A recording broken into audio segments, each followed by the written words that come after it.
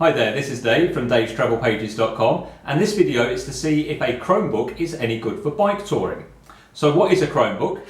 Well, this is my Chromebook and I bought this last year. It's an Acer, and as you can see it basically just looks like a laptop, but there are several fundamental differences, some which are great for bike touring, but there are one or two which suck a little bit. So let me start off by the good points. The good points, number one, or good point number one I should say, is the weight. That's about 1 kilo in weight. Not sure what it is in pounds and ounces, I'm sure you can Google it. When it comes to bike touring, obviously weight is always a bit of a concern. So 1 kilo is, that is pretty good really. Obviously your lead adds on a little bit of weight. The lead almost weighs, well, it doesn't weigh 1 kilo, but it is going to weigh, what, another 250 grams? But even so, that is pretty good going.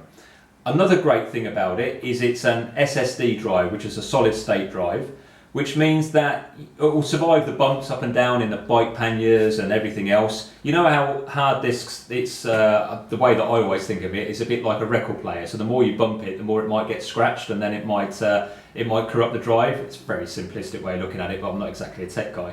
Whereas the solid state drive avoids that. So that's another bonus for it.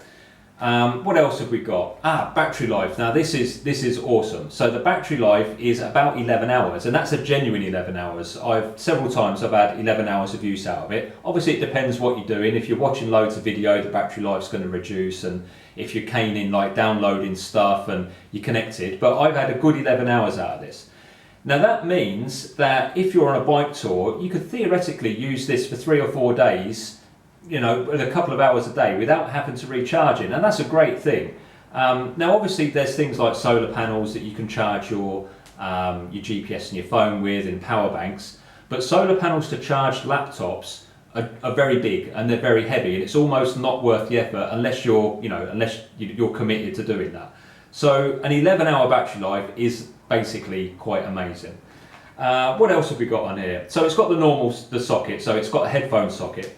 And at the back we've got a HDMI socket, so if you did have a lead and you were staying somewhere, you could plug it into a TV somewhere if you wanted to.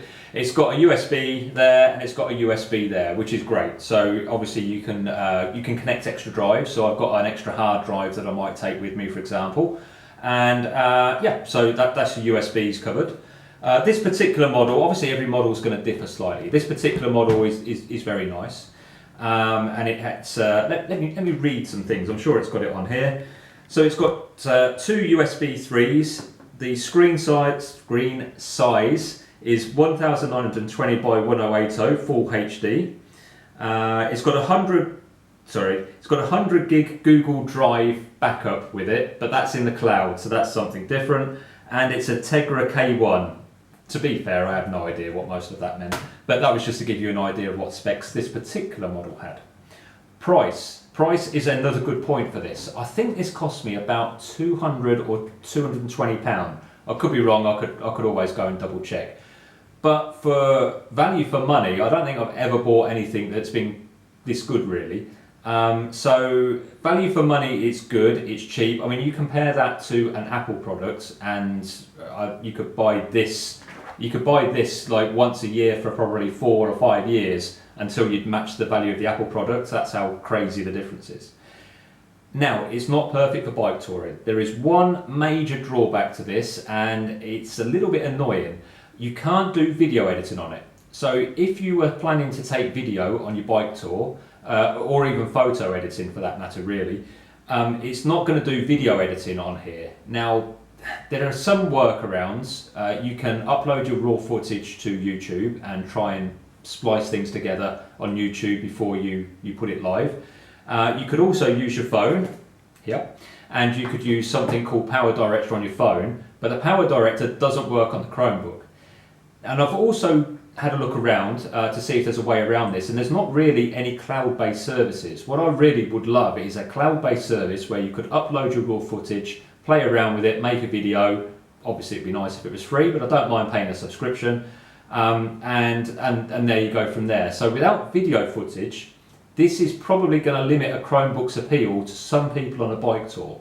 However, if video isn't your thing on a bike tour and you want a laptop for whatever, watching films, keeping your journal, your diary, connecting on Facebook, really for the price, the weight, the battery life, it's not going to get better than the Chromebook. If video is your thing, then I think really you should probably look at a Windows-based machine. Anyway, I hope you've enjoyed this review. It's a kind of review, I guess, and I will catch you in the next video. Cheers for now.